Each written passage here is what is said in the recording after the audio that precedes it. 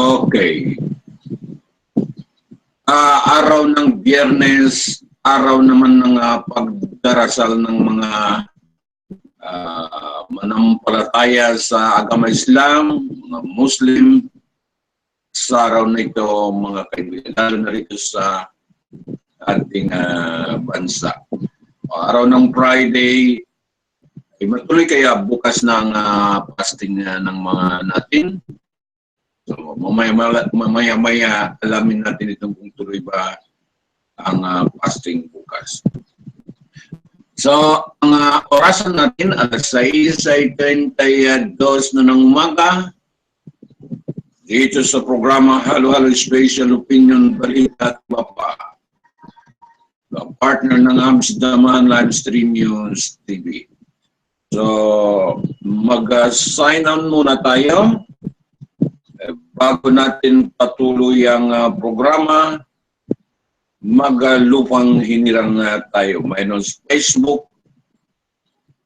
Ang Facebook ngayon parang restricted muna. So, ginamit natin ang ibang system po sa ating programa sa umagang ito. Sign on, mga kaibigan.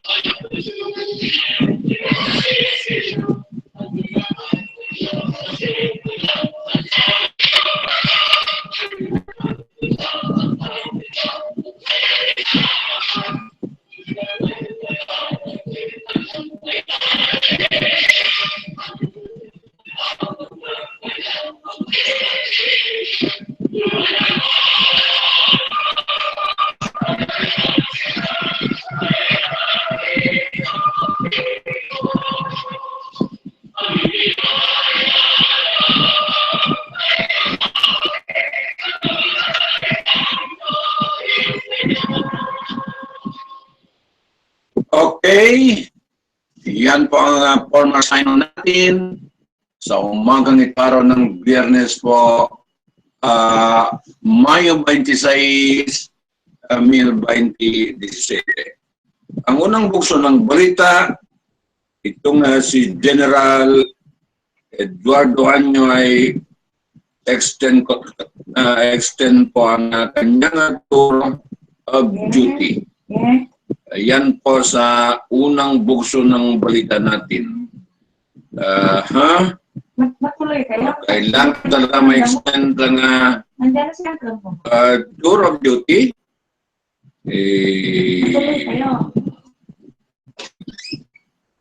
Pinakailangan talaga ito ng kasalukuyan administration na dapat ma-extend po ang kanyang duty kung si General Chief of Staff, itong si General Eduardo Anyo. Bago natin basahin ng balita, patuloy ang ghost town ng Marawi City po mga kaibigan. Ay 95% ay wala ng katao-tao dyan sa Marawi City. Ay alam mo itong mga Maranao, ay napaka-istong banding mga pamilya ng Maranao. Ngayon ay nagkakalat kung saan-saan na lang pumunta. So, ikanang kalungkot natin po ang nangyari. Sa kasalukuyan po ang Marawi City. Sa election na naalala natin yung election nung nakaraan itong mga grupo ito ay malaking backbone sa political campaign ng ating Pangulo, itong mga Maranao. Kahit pa ngayon, sa kasalukuyan, maraming sa posisyon ay itong mga tribo nitong Maranao. Kasalukuyan, itong destination ni Rodrigo Duterte. Nandiyan nila Tony Mahmoud yung Giling, nandiyan ay ng Mindanao Chair, Secretary Abdul Lonto, at saka itong bagong ambassador na tinalaga sa Saudi Arabia ay Maranao din. So marami talagang sahanay nila ang nakapasok dito po sa administration ni Pangulong Rodrigo Duterte. Itong sa mga Western Mindanao, parang wala. Itong sa mga Mindanao, meron din, pero hindi gaano po ay karamihan po ang nakapasok yan. Okay. So,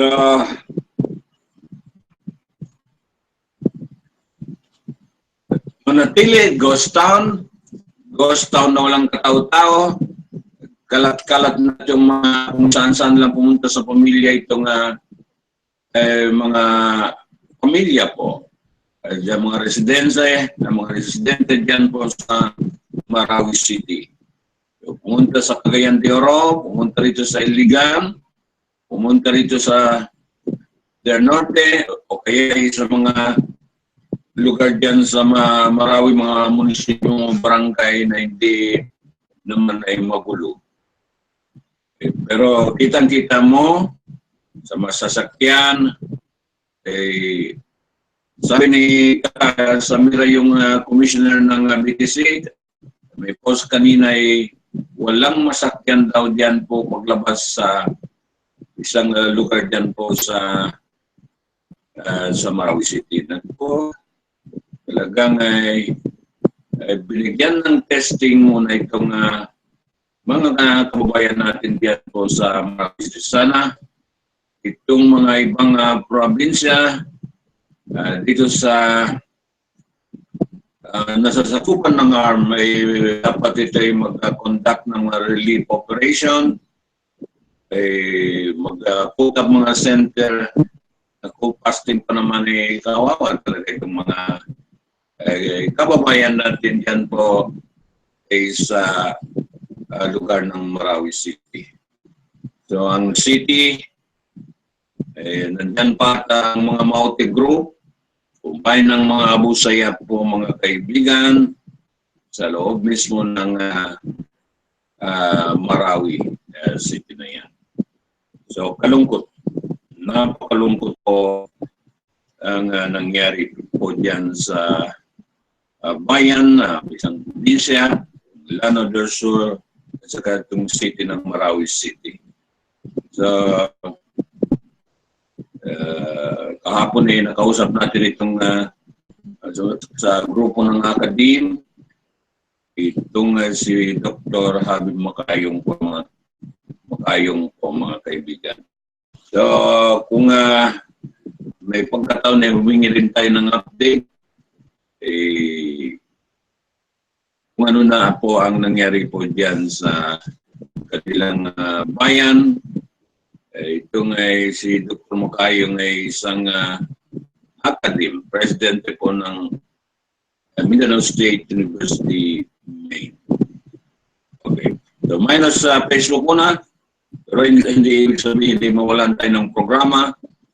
Kahit itong medyo restrict na tayo itong Facebook social media po. Sa lukuyan, ang programa natin ngayon ay Marawi Crisis, under crisis, ay ghost town. Natawag na ghost town ng Marawi City. At least, wag muna may stop itong mga programa natin kahit ng martial law. Ito sa Mindanao, sa haba na natin pag-programa, ngayon lang tayo makaranas ng napakahirap mag-connect po sa mga internet. Para itong unrestricted muna itong mga social media sa kasalukuyan nangyari po dito sa crisis ito sa Marawi, itong tinatawag na parang ihalin tulad natin ay Sambuanga seeds po mga kaibigan. So yan ay Marawi seeds. Kasi yan po mga grupo ng tinatawag na multi-group at saka itong Abu Sayyaf. So pinataon pa ng mga kaguluhan ay sa buwan ng pag-fasting natin, pagpuasa natin po mga kaibigan. Ay nakakalungkot po ang nangyayari. Mga kaibigan, mga suki natin, mga kapatid natin po dito sa programa natin, Alwal Special Opinion Balita, di ba po? So yan ang bungad ng balita natin ito si General nyo. President Duterte has extended the tour of duty of General Eduardo Anyo, Armed Forces of the Philippine Chief of Staff, as implementer of martial law in Mindanao. Mr. Duterte likewise staff newly appointed Secretary Roy Simato, a former Armed Forces Chief of Staff, former AP Chief of Staff as the civilian authority who will give orders to Anyo. Speaking of his arrival from Moscow late Wednesday, the President said he extended Anyo tour of duty for 6 months because I do not plan to change forces midstream. Addressing Anyo, Mr. Duterte said, "You, sir, you will be implementer of the martial law. You get your order from the civilian authority, Roy Simato." Ex-military rin po itong mga kaibigan si Roy Simato. Ex-general din po mga kaibigan kahit na civilian. He told Anyo who was supposed to retire district to take over the Department of Interior and Local Government portfolio. You will implement martial law, so there will be no longer be question. You will be reporting to a civilian official. The higher echelons of the authority, it must emanate from civilian, the President said. Mr. Duterte said he tapped Simato to be a civilian authority because he was a former armed forces of the Philippine Chief of Staff. And as Secretary, Catalino Cuyo, a former Davao City Police Chief, will remain acting Interior Secretary until Anyo assumed the top DILG post upon his retirement. Ayon po ang una natin buso ng balita sa umagang ito, araw ng Biyernes po mga kaibigan. Okay.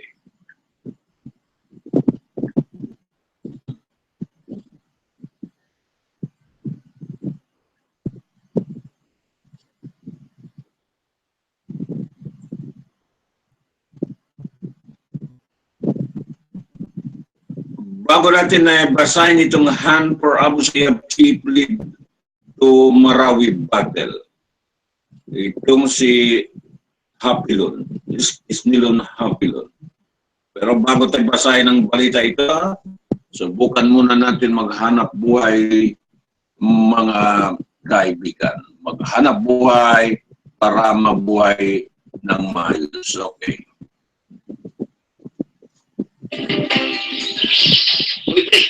Ayun ang sunod ito. Ano ang NGCP? Kaya ng mga butang, magkakatang peligro, magkabuk na classifier, sunod sa mga transmission structures, pinagkaroon na sa mga pre. Huwag kaayo ang mga sakbol, dalilang tayo ang kalayo. Kumay naman tayo, pre. Gamay na pre. Pero, diya magsugod ang peligro. Ganit ito na pag kili, sama sa papananong magkahon doon sa transmission structures, pagtao ng mga tinas, kung pagtungulog ka ba na yan, kung sa mga struktura na magkahatang ng peligro. Gusto ni kayo ang mga butang na makahatag o kadaog sa atong palit. Ilagyan sunod sa mga transmission structures. Pagbalik ba? Pag mapinantayon na kinitanan alang usap sa atong kaayuhan. Kining pahinumdum hatod kaninyo sa NGCP, National Gift Corporation of the Philippines. Uy, pre, may pagsunod. Wala naman, pre. Nagkano ang NGCP. Malikaya naman ito. Na makahatag pilit nyo. Na makabog na classifier. Sunod sa mga transmission structures.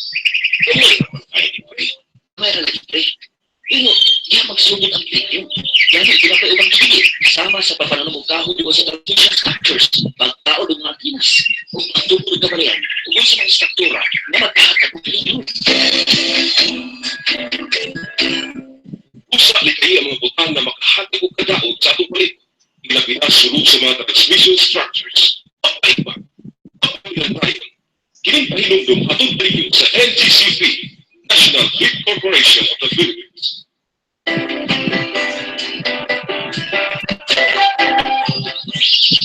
Oy, pre, asa ka ito? Ay, wag mo nila, George.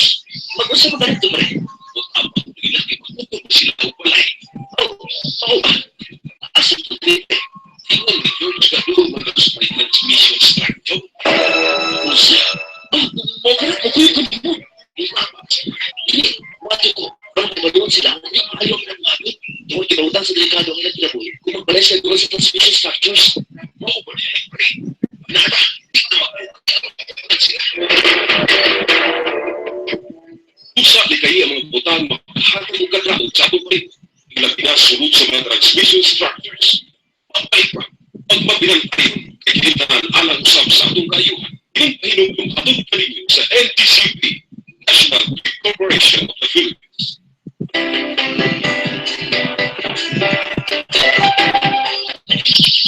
Oy, pre, asa ka ito? Ay, wag mo nila, George. Mag-usap mo ganito, pre. Kung abang nila, ikututok sila o palay. Asa ko, David, pre? Tingnan ni George ka doon mag-usap may transmission structure. Usa, magarat mo ko yung kanimo. Hindi, wato ko. Parang kumaroon sila, hindi ayaw na buhagot. Kautan sa mga kinabuhi. Kung magbalay doon sa transmission structures, Mo ba niya, pre? nada, di na magbuhagot sila. Usa ni kaya mga butang na makahatag og kadaot sa atong palit. Ilabi na sunod sa mga transmission structures. Pagbalik pa. Pagmapinantayon. Kining pahinumdum hatod kaninyo sa NGCP, National Gift Corporation of the Philippines. Ayan, tama mo ng hanap buhay. Itong basahin natin ay kay Hapilon. And for Abusayap Chief lead to Marawi battle. Ano? Diba napabalita ito ay nasugatan, no? A military raid on the hideout, the Marawi city of the Arabic-speaking Islamic picture, has sparked a full-scale battle in land of the Sur, the provincial capital, and the proclamation of martial law in Mindanao. Is Nilon Haplon born in 1966 and later earned an engineering degree from the University of the Philippines, has long ties to local extremist movement. Once a commander of the Moro National Liberation Front, ascended to the rank of the Abu Sayyaf to become its second in command. The group is known for carrying out kidnapping and beheading of Filipinos and foreigners, as well as bombing, assassination, and armed attacks. Pilon gained notoriety when he allegedly helped the Abu Sayyaf kidnap 20 hostages from those Palmas resort in Palawan province in 2001. The victim included 3 U.S. citizens, one of whom eventually was beheaded. In 2002, the U.S. Department of Justice indicted Hapilon over the Los Palmas attack. Is included on the department most wanted terrorist list with a $5 million reward for information leading his capture. IS allegiance in 2014 Abdulon appeared in a video beside the mass men pledging allegiance to the Islamic State group. It was then gaining ground in Iraq and Syria. He went on to organize an alliance in the Philippines called Dawlatul Islamiyah Ilayatul Masri, which is now believed to include at least 10 small militant groups, including some Abu Sayyaf faction.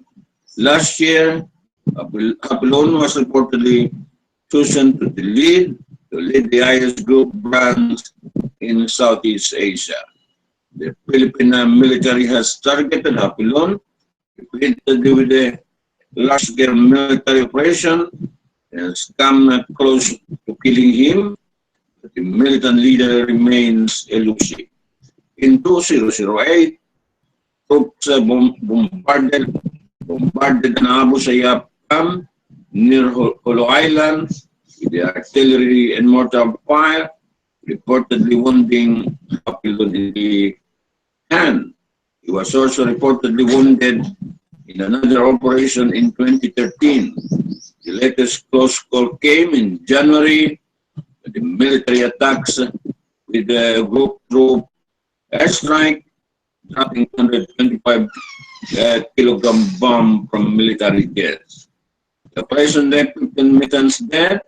The army said Abdulon was seriously wounded in the arm, losing blood. He was placed on a makeshift stretcher, escaping into a mountainous region in Butig, Lanao del Sur.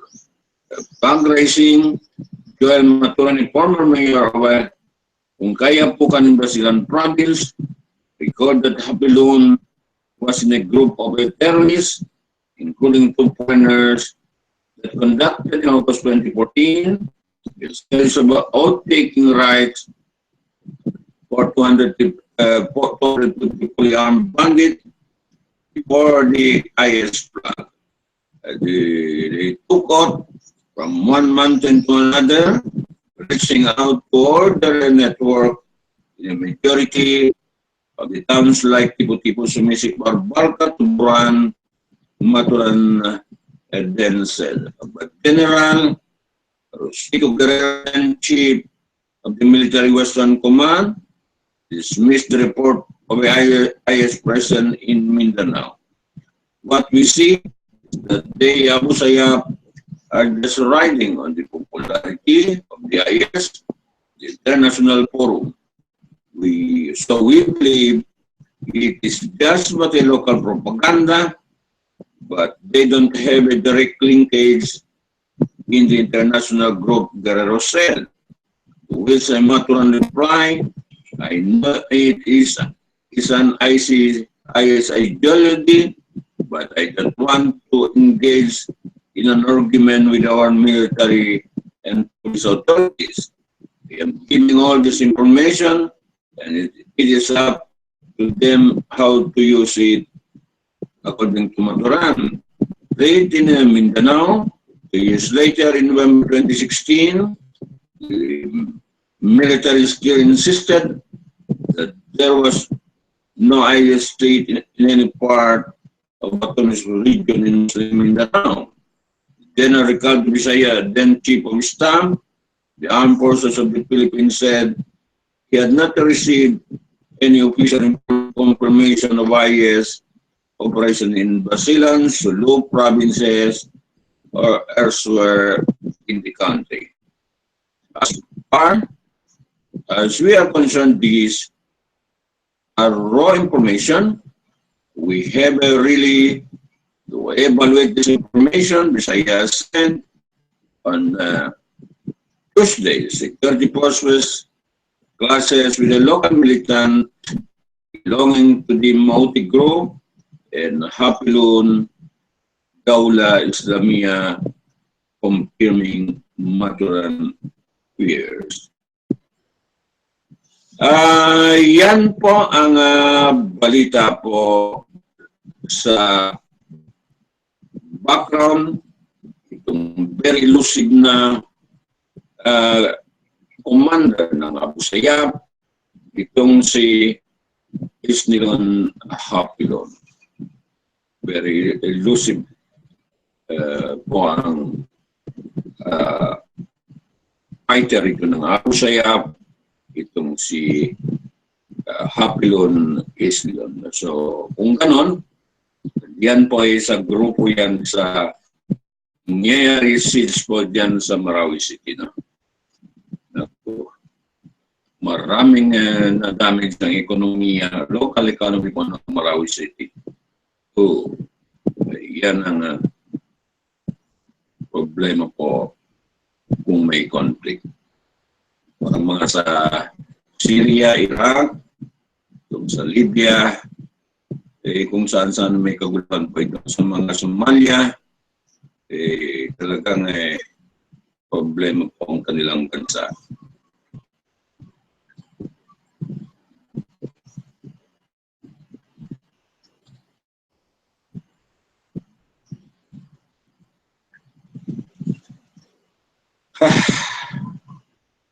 Ano? Break muna tayo. Break muna. Hindi. Ang programa ito ay pag-service sa karamihan at trabaho lamang.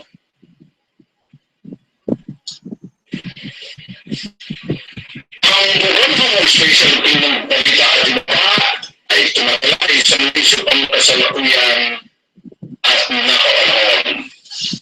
Makabalita, makaopinyon, makakomentaryo at balita ang programa ito. Patas sa lahat. Walang kinikalingan, walang kinakambihan, at walang pinapamigan ang programa ito. Ang programa ito ay public service sa karamihan at trabaho lamang. Ang orasan natin ay 6:59. Brought to you by Picante Pizza and Picante Bakat. Ang Picante Pizza and Picante Bakat ay matatagpuan mo dyan sa Absdamahan City. May tatlong branch na sila dyan sa Absdamahan City. Tara na, ang Picante Pizza at Picante Bakat. Mayroon pang masarap na pagkain. Ito ay halal na pagkain. Okay.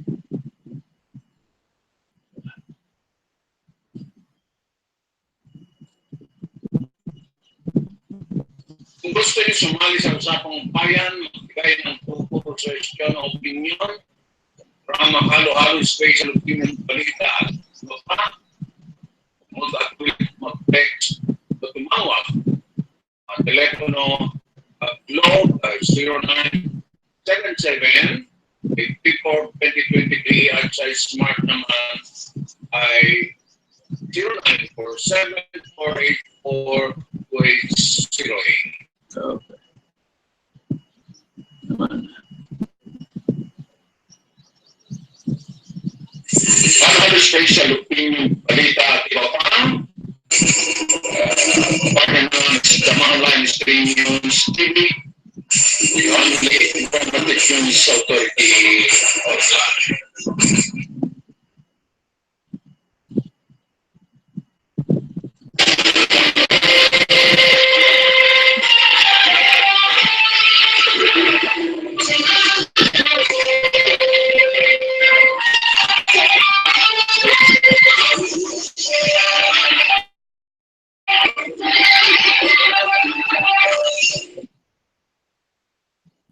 Ipagpatuloy natin ang balita ng Army Tank City.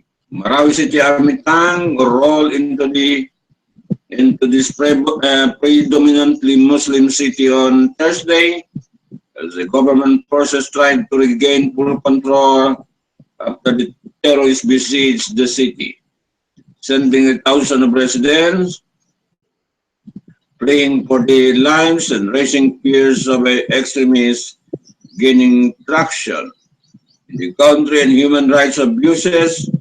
The wake of the government's response, troops began acquiring part of the city of Abu Sayyaf and mounted group fighter in gun battles that have left At least 22 people dead since Tuesday, including ambulance drivers and his companion, according to Lieutenant Colonel Joar Herrera.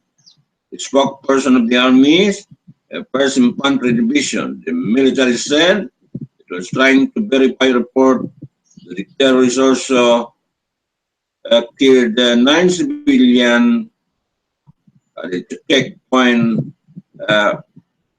News Manila on Wednesday showed the image of 9 people who had apparently been shot where their hands were tied together. The terrorists also are holding hostage of a Marawi priest, Paris priest, Padre Teresito Chito Suganog, 3 church worker and 10 worshipper, whom they seized on Tuesday when they barged into the Cathedral of Our Lady Here of a Christian. Much of Marawi was still on no-go soon.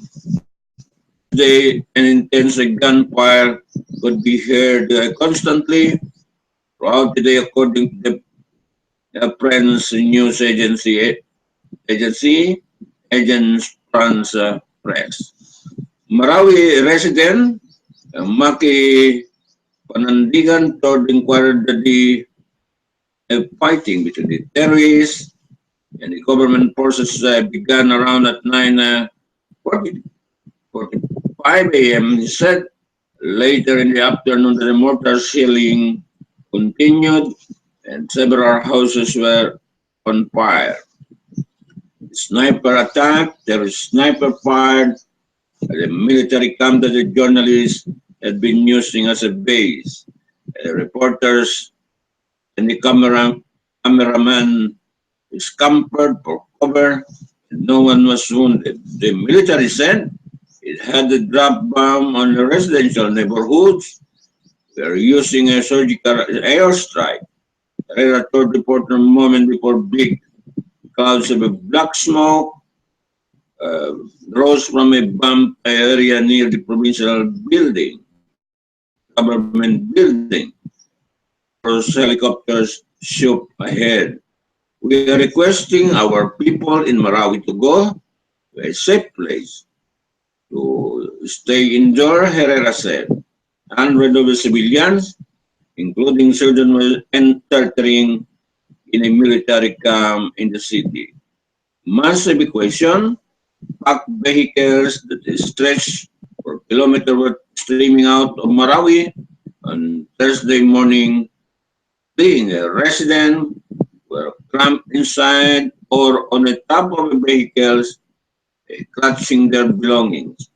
More than half of the city's over 200 residents had already evacuated as of Wednesday, according to Governor Mujib Hataman in Muslim Mindanao.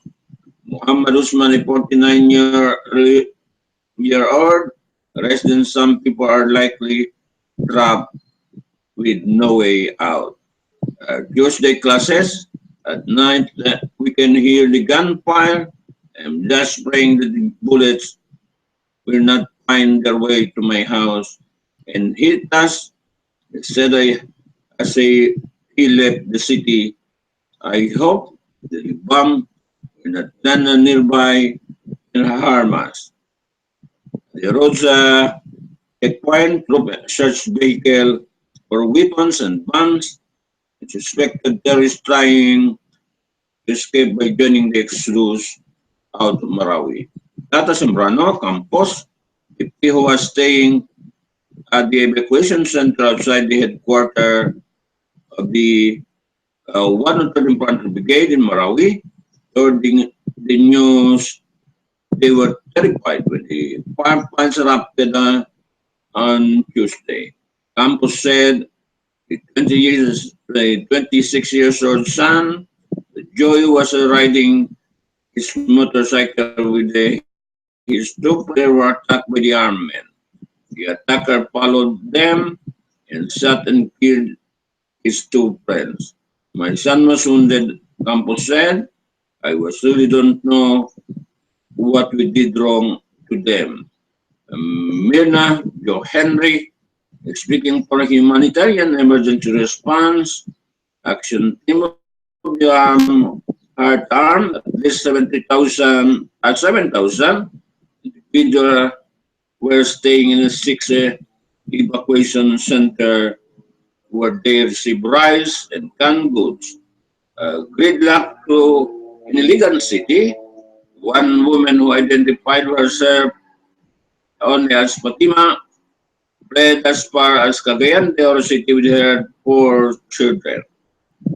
She said she and her family hit chest, ride on her in-laws vehicle and were on the road for almost 24 hours. Arriving in Cagayan de Oro City midday on Thursday because of a gridlock in Iligan City.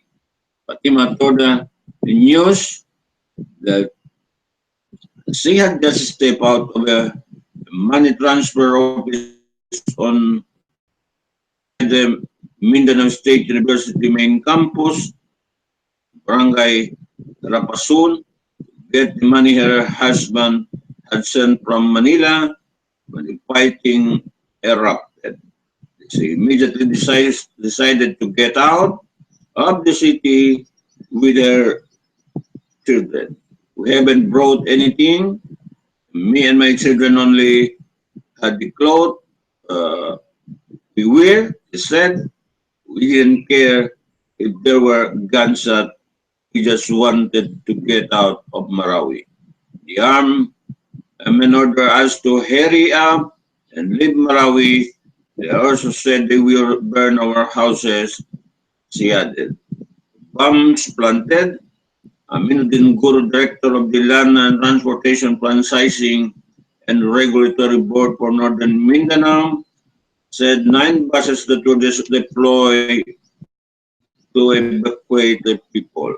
Marawi were stopped from proceeding on Thursday because of the ongoing firefights.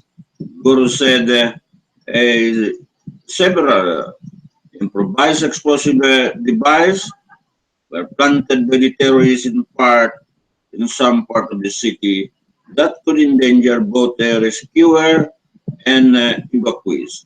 He said that there were about 5,000 students stranded on the MSU campus, but they were being cared by the school administration and secured by soldiers and police. Hospital rescue, dozens of public school teacher from WAU had taken shelter inside the Lanao del Sur provincial capital building. The government employees guarded by law enforcers to be added. The military had rescued 100 people from a school and a hospital and was trying to isolate Mauti fighter while awaiting reinforcement that were being blocked by the rebels. The fighting erupted late on Tuesday. The army raided the Marawi hideout of Abu Sayyaf leader Isnilun Hapilun was who in Ayak and Washington lists most wanted terrorists and has a 5 million bounty on his head. The operation, however, quickly went wrong. The terrorists scored the reinforcement and swept through the street of Marawi, torching the Salan College and the Catholic Cathedral. They also freed 107 inmates, including members of the Mauti group, from the city jail and the Malabang district jail. They later burned down the city jail. Holding ground, Herrera said the military estimated for the hold in a various part of the city.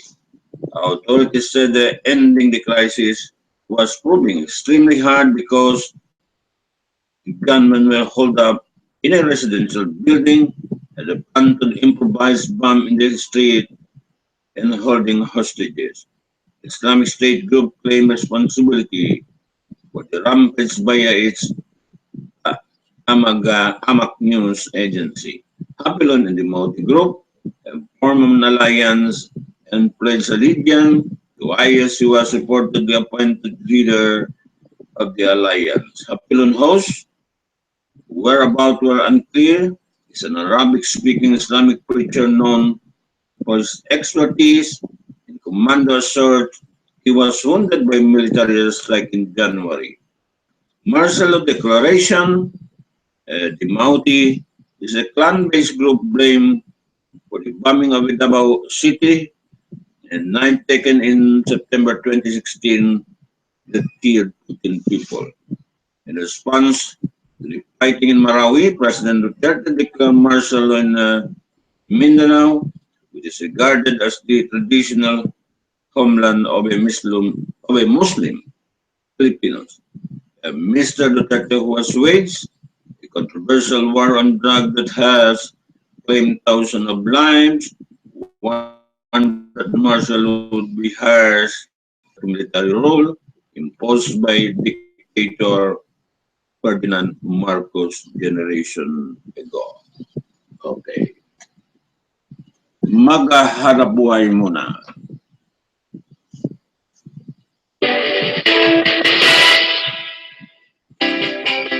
Pre, nagsayod na ba ka? Nanahimit ugma sa buntas na rangwadya? Mga na ba, pre? Kung sa kayo mitingan, sumala sa mimo, pre. Doon ay kalabutan sa nitabong kawat sa mga wire sa kuryente. Ay, wala kipon na.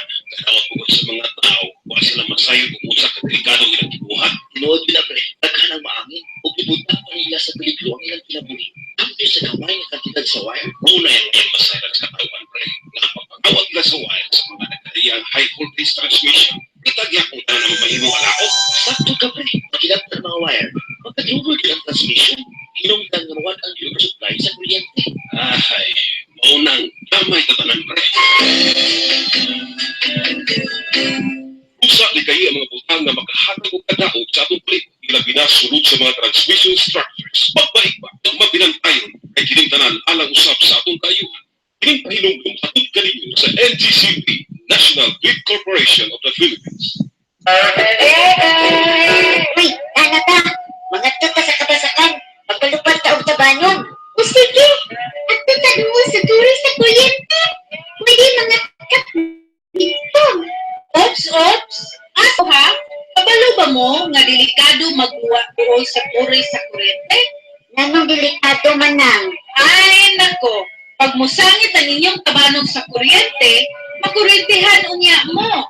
Maupo na pwedeng mahitabo ninyo pag mukatkat mo anang turis sa kuryente. Ala, luka di ay no? Mao jud, mao na ayaw mo pagduwa dito ha. I-manage jud na ninyo. Oh, manang. Kining pahinungdong hatod kaninyo sa NGCP, National Grid Corporation of the Philippines.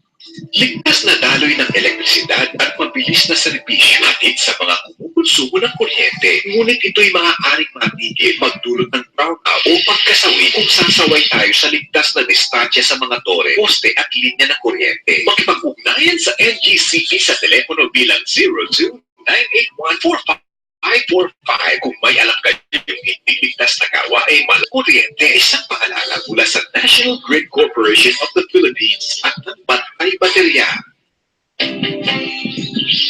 Uy, pre. Ayaw magsunog din ha. Nga naman, pre. Naghangyo ang NGCP na ikaya ng mga butang na magkahatag og peligro na makabuk na classifier sunod sa mga transmission structures. Ilabi na karoon na sa Hammer Bay. Uga kaayo ang mga sagbot. Nagdalilang kaindakpon sa kalayo. Gamay naman kayo ni pre. Gamay na lagi, pre. Pero iya magsugod ang peligro. Nani, ito na pa ubang pili. Sama sa papananom og kahoy doon sa transmission structures. Pagtaod og mga antinas. Ug pagtugod og kabalayan. Ug sa mga struktura na magkahatag og peligro. Usa ni kayo ang mga butang na makahatag og kadaog sa atong plate. Ilabi na sulod sa mga transmission structures. Pagbalik pa, ang mapinantayon ay kinimtanan alang usap sa atong kayuhan. Kining pahinungdong hatod kaninyo sa NGCP, National Grid Corporation of the Philippines. Uy, pre. Ayaw magsunog. Nagdanyo ang NGCP, malikaya ng mga butang na magkahatag og peligro na makabuk na classifier sunod sa mga transmission structures. Kumoy na kung tayo pre, kamay na lagi pre. Pero, diya magsugod ang peligro. Kaya nagpapay ubang tigil, sama sa papananong og kahoy doon sa transmission structures, pagtaod ng mga tinas, o pagtungkol kabalayan, tungkol sa mga struktura na magkahatag og peligro. Usa ni kayi ang mga butang na makahatag og kadaog sa atong paligid. Ilabi na sulod sa mga transmission structures. Mabait pa. Pagmaglantayon, hinumdum hatod ka ninyo sa NGCP, National Grid Corporation of the Philippines.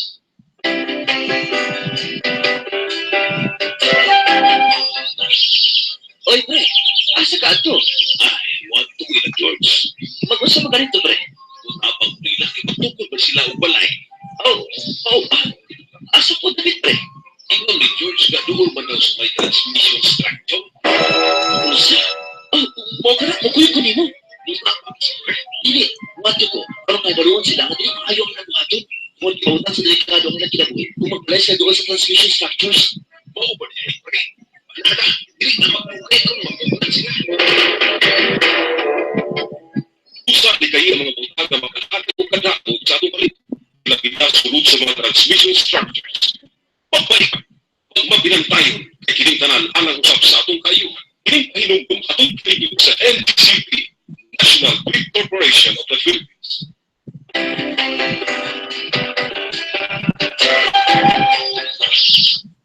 Sama mo ng hanap buhay. Basahin pa natin ang mga ibang balita ay pumapasok sa salukuyan, mga kaibigan. Daming mga balita. Ito nga ay pumapasok sa ating system po, mga kaibigan. Okay.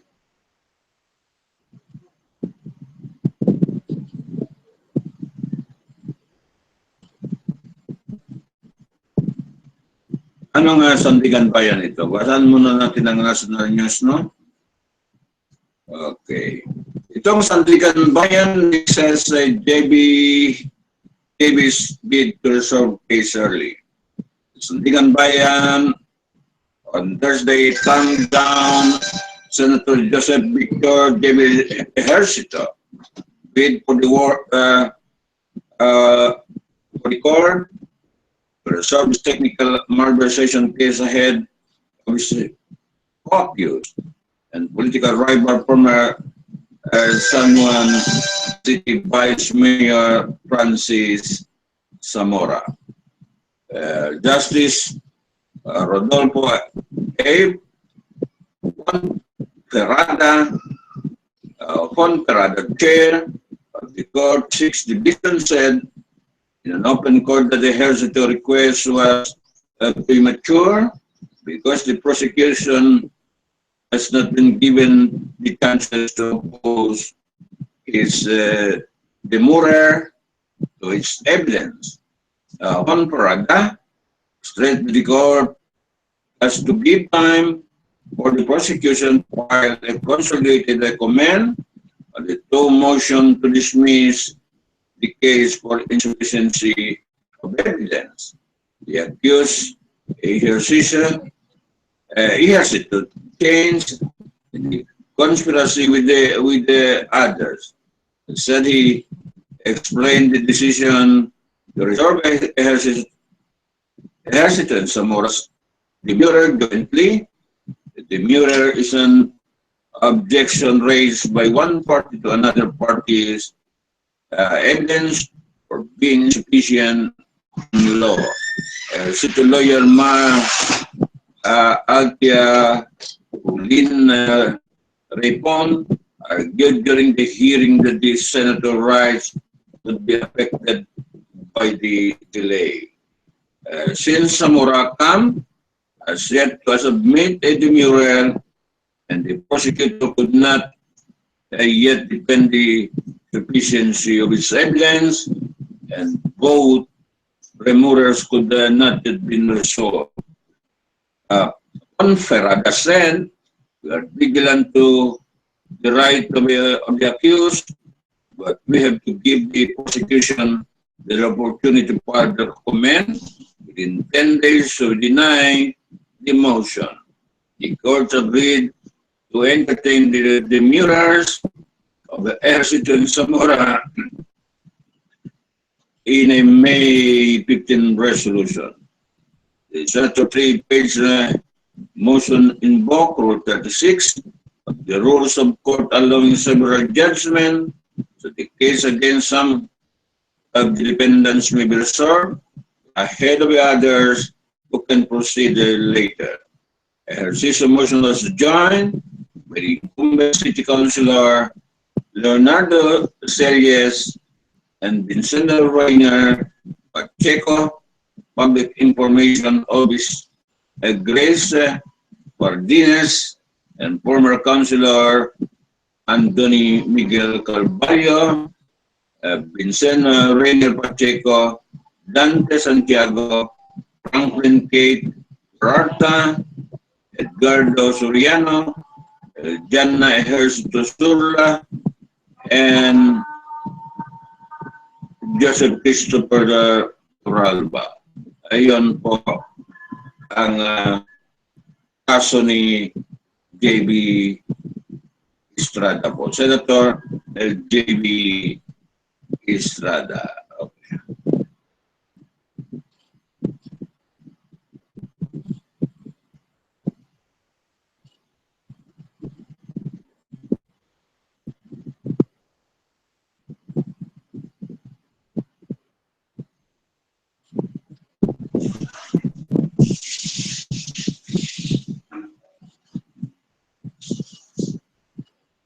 Okay, sana. Saan tayo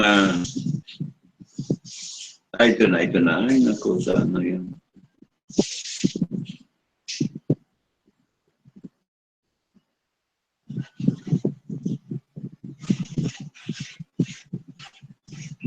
Ay.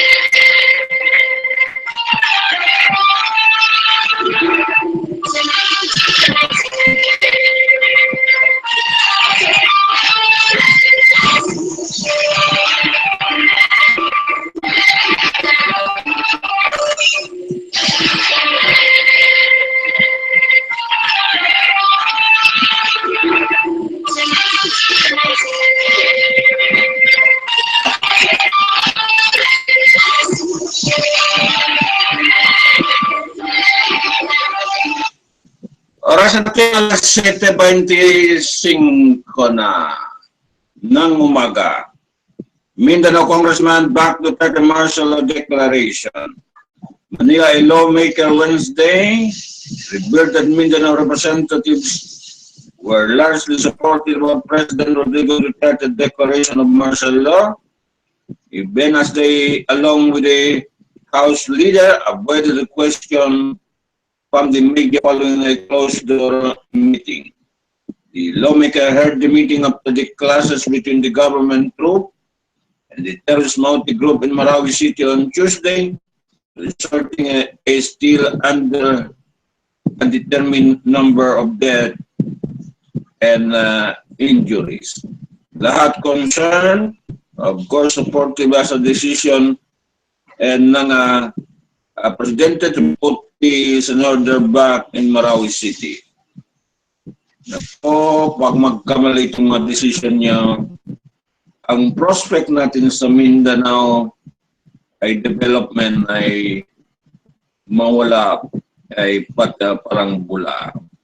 So, pagigihan ng mga pagdesisyon, pagtulong-tulungan, i-resolve itong mga problema, itong maliit na problema yan sa Marawi City para itong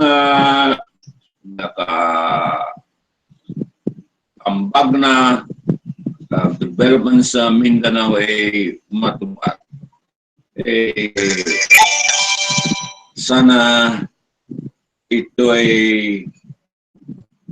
ma-resolve ng agaran. We condemn it.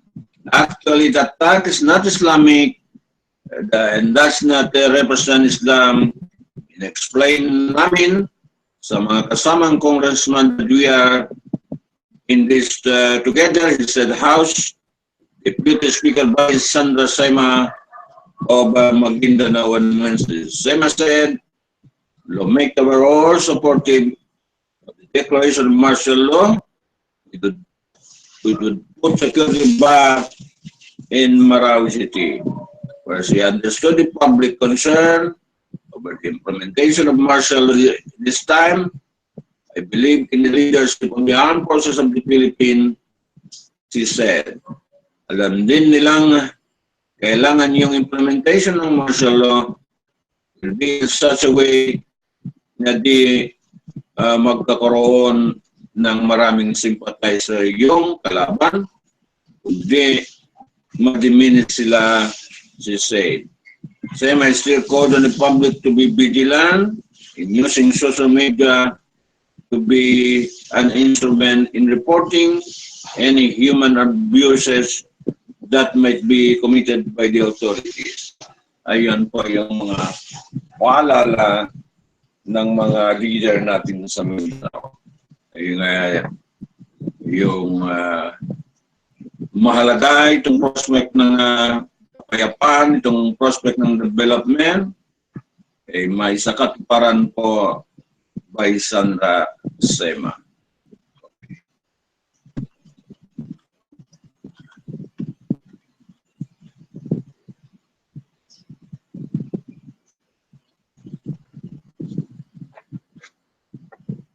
Okay.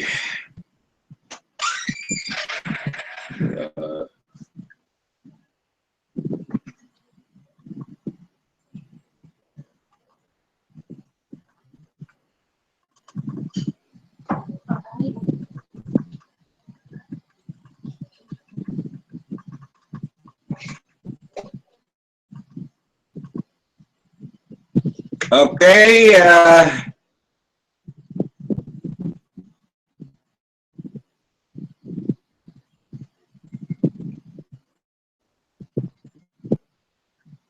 balitang probinsya naman tayo. Ano ba?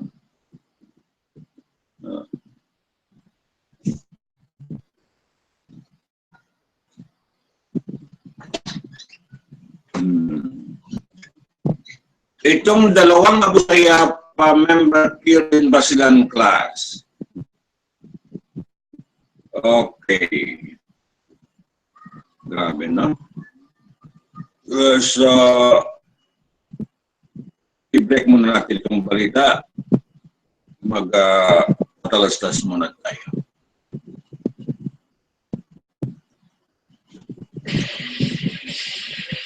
Ang administration ng balita at iba pa ay tumatalakay sa mga isang kasalukuyan at nakakaroon.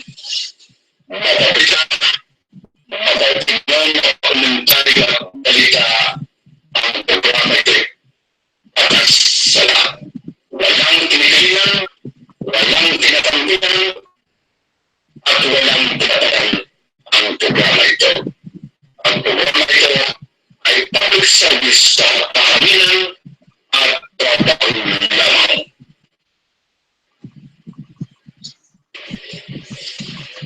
Ang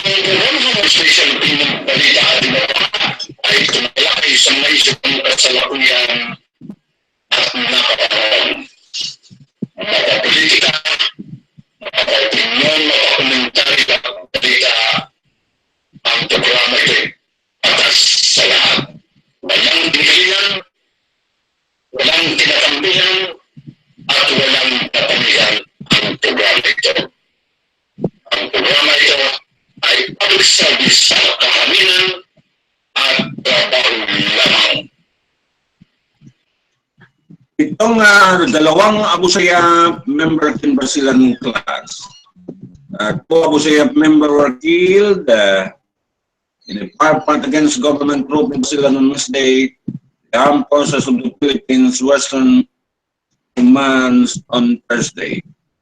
The slain ASG member were identified as Nasirin Awalin and Hasmin Ladid. Meanwhile, of the barangay peace action team for the patrol injured in a 2-hour firefight against the ASD in barangay Ginanta, Barca, Basilan. A soldier who died, the 10 others were injured in a military operation against the ASD in Sulu Thursday morning. The injured soldier were brought to Kuta General Teodoro Hospital in Busbus, Pulu for medical treatment. The group are acting on reported sighting the Abu Sayyaf bandits and kidnapped victim in the area of engagement in an attempt to rescue the hostages. Our troops on the ground engaged the Abu Sayyaf members, said Brigadier General Cirilo Sobehana, commander of the Joint Task Force. Lieutenant General Carlito Garvez Jr. mourned the death of the soldier about to continue the pursuit of ASD. We are sad to report that one of our soldiers died in encounter this morning in the attempt to rescue kidnapped victims who are in the hands of the Abu Sayyaf, Galvez said. We will continue to conduct a pursuit and rescue the operation in order to attack and get the bandit the soonest. The President Rodrigo Duterte has placed Mindanao under martial law following clashes between the government group and the multi-terror group in Marawi City.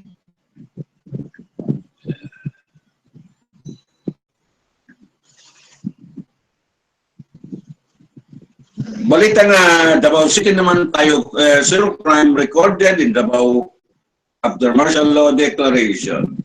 Davao City Police DCPO recorded zero crime rate in the city on Thursday, May 25, a day after the declaration of martial law in Mindanao on Tuesday evening. DCPO spokesperson Teresita Gaspan in an interview after I speak media forum, said they received zero crime reports from our police station within the city as of 8 a.m. Thursday. Negative from police station 1 up to the police station 12. We have not recorded any incident until now, Thursday morning, she said. He said when such a record is a good external motivation, since it is indicated that many people follow the law. Peaceful, bisan ang dalan, even the road are peaceful, she said. The span added to the police operation like Oplan Double Barrel, Oplan Galugat are in place. We also have a round-the-clock inspection. In many areas within the city, we also conduct a thorough inspection to the motorists, she said. A secure method was enforced. The city seals on Wednesday, May 24. Through this order, a mass sector checkpoint operation were conducted in many areas within Davao City. Meanwhile, Police Regional Office in Davao City Director Manuel Garland said he is hopeful that the trend will continue. Public Safety and Security Command Center Chief Benito De Leon mentioned in the same media forum that the declaration of the martial law is a welcome development contrary to the claims of abuses that can be done to civilians. It makes the area more secure. De Leon said that the citizen can immediately report any abuse done to them. Ang orasan natin ay alas 7:37 na.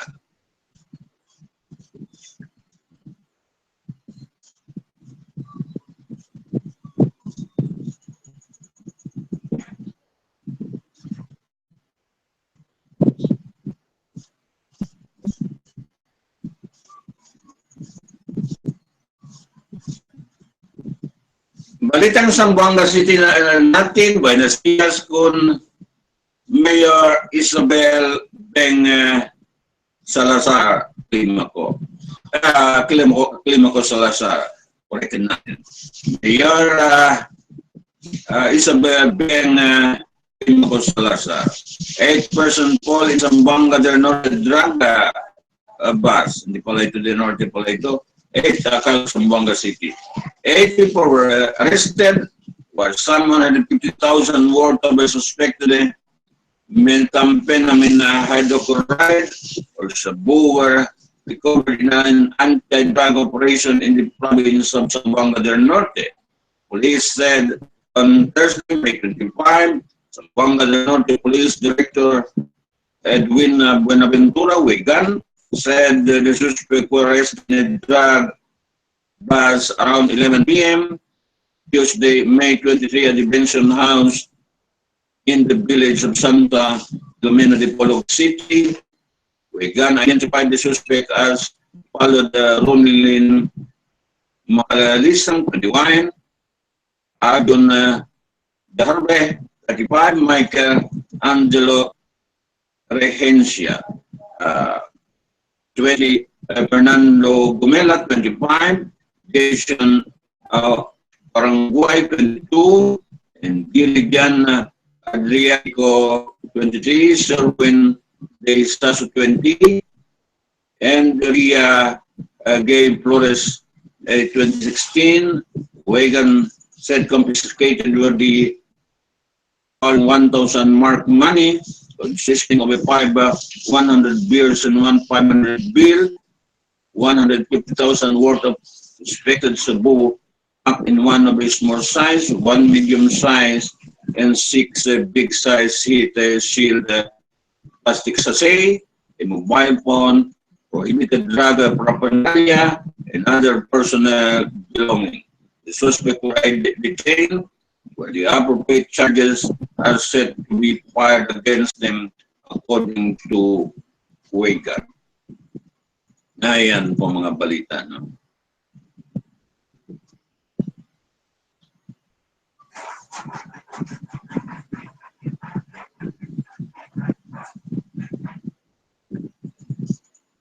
Ang orasan natin alas 7:40 na.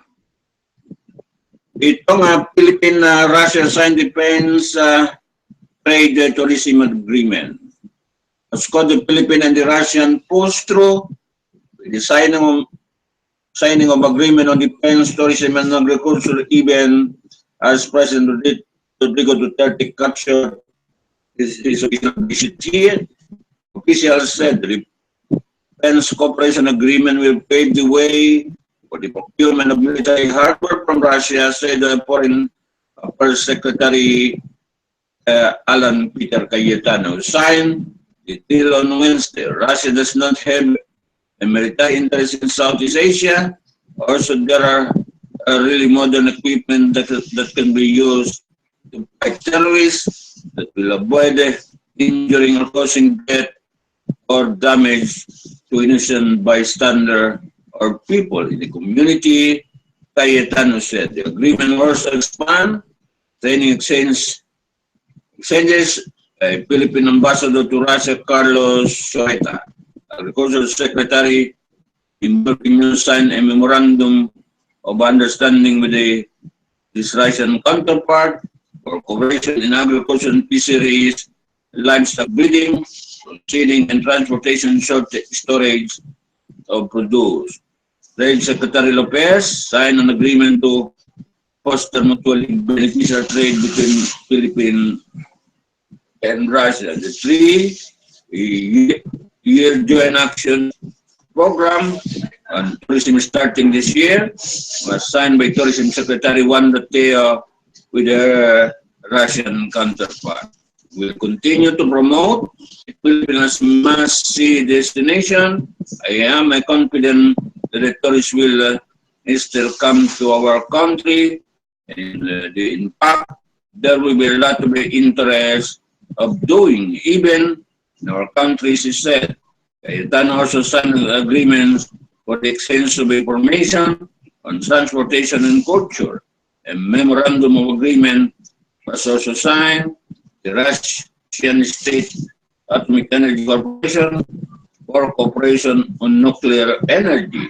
President Rodrigo Duterte cut short his visit to Russia, returned to the Philippines on Wednesday following a deadly clashes between the government group and the terrorist multi-group in the southern state of Marawi. The press violence prompted Duterte to place the entire region, the southern region of Mindanao under martial law. Okay.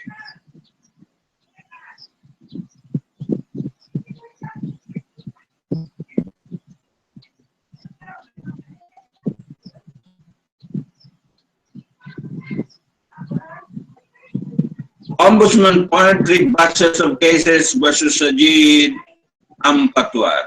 Manila, the Office of the Ombudsman has filed another batch of cases against former Mindanao Governor Sajid Islam Ampatuan.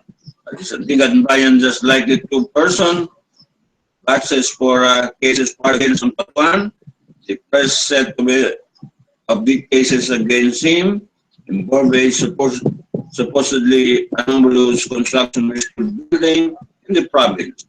Former governor, who is also among the accused Ampatuan clan member in the Mindanao massacre, faces one count of graft, one count of malversation of public funds, and 70 count of participation of public document.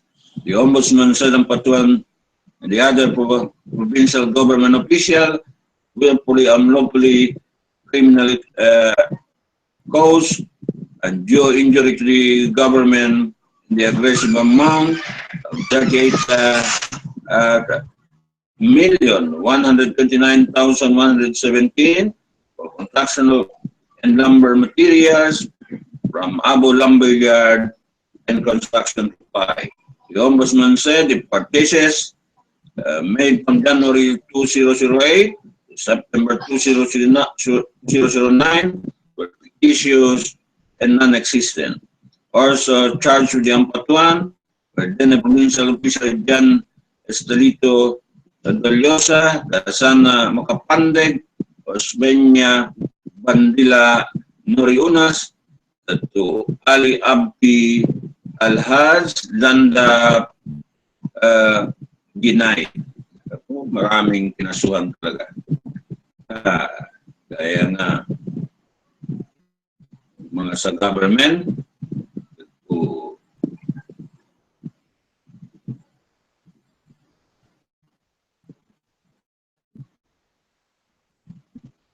so, anong oras na? 7:46 ng umaga. Okay.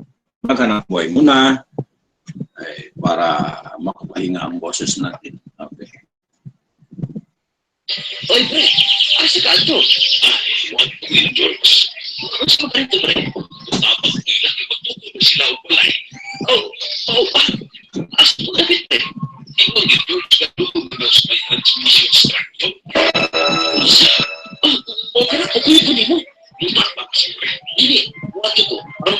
sila na ayaw na natin. Kung tinawag sa delikado ang naglaboy, magbalay siya doon sa transmission structures. Oo ba na pre? Anaka, hindi na makukay ang makukulat sila. Usa ni kayo ang mga butang na makahatag o kadahog sa atong palit. Ilang inasulod sa mga transmission structures. Mabaig ba? Mabilang tayo. Inipahinong atong galing sa NGCP, National Grid Corporation of the Philippines.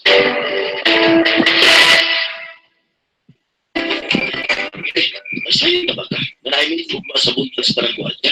Wah, kung sa kaibigan, sumala sa mo pa rin. Yung may kalabutan sa itabong kawat sa mga wire sa kuryente. Ay, wala kipon na.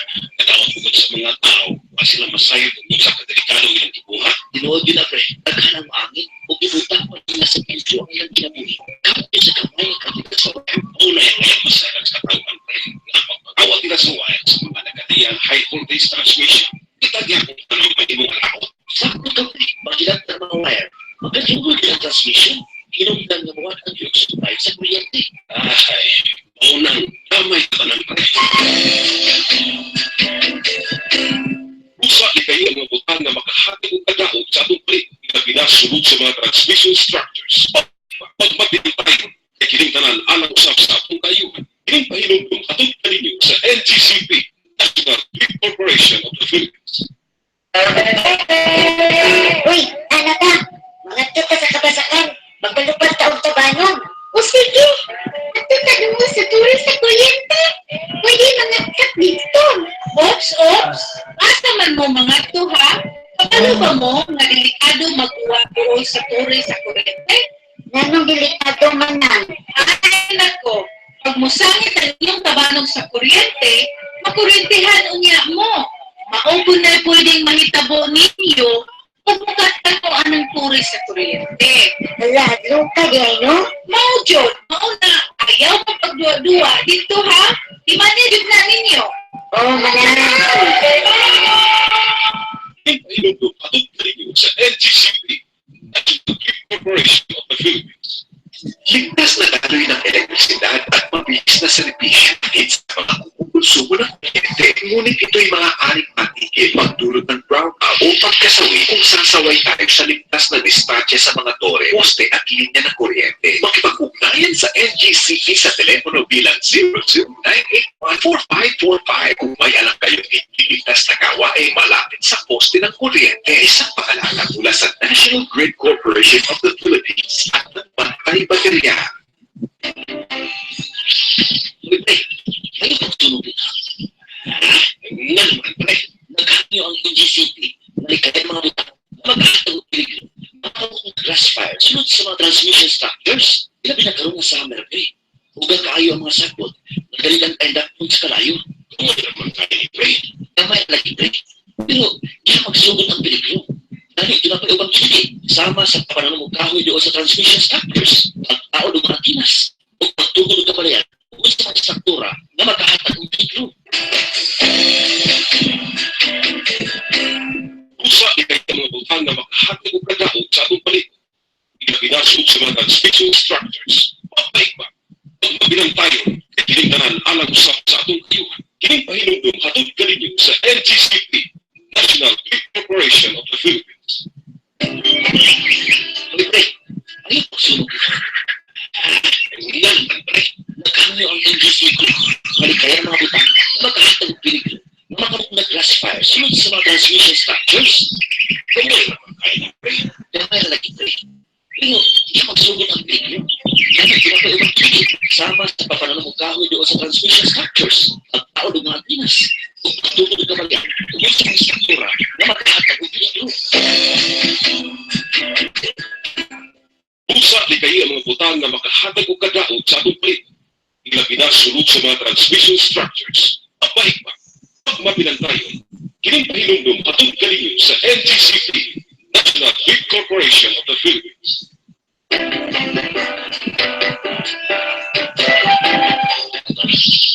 Oy pre, asa ka ito? I want to be a George. Mag-usap ka rito pre. Kapag may laki, tukol ba sila magbalay? Oh, ba? Asa po David pre? Ingon ni George na dugo man daw sa may transmission structure. O kaya Kuya mo. Hindi, wato ko. Parang may baruan sila. Hindi, ayaw na wato. Kung ibawtang sa likha pang ilang kinabuhi. Kung pagbalay sa doon sa transmission structures. Maupo niya, pre. Anak, hindi na makulit kung matugnan sila. Usa iti ang butang na makahatag og daot sa atong palit. Ilabi na sunod sa mga transmission structures. Mabait ba? Pag mabinantayon, ay kinimtanan alang usap sa atong tayo. Kinimtahinog kong atong paligid sa NCCP, National Quick Corporation of the Philippines.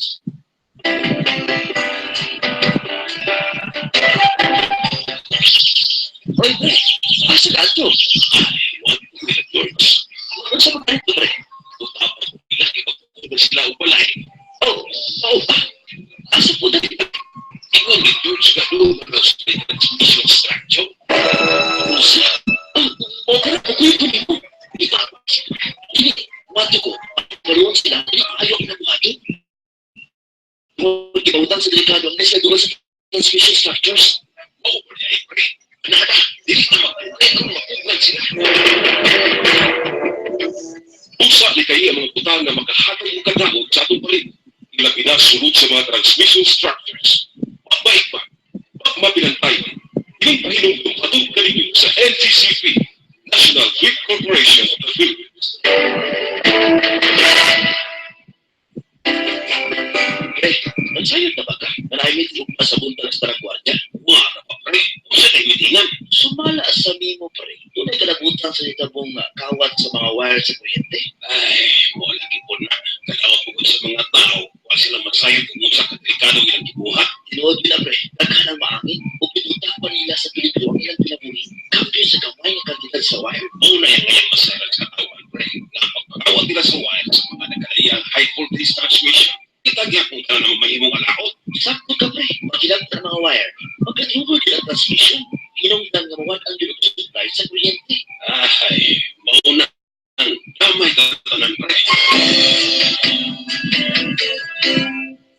Okay. Naabot pa yung ano. Sabi ni Defense Secretary Lorenzana Delpina and Lorenzana ay no failure of inter in Marawi classes. Sabi ito ni Defense Secretary, no? Okay. Bago natin basahin ang balita, maghanap buhay muna ako sa pamamagitan ng plugging.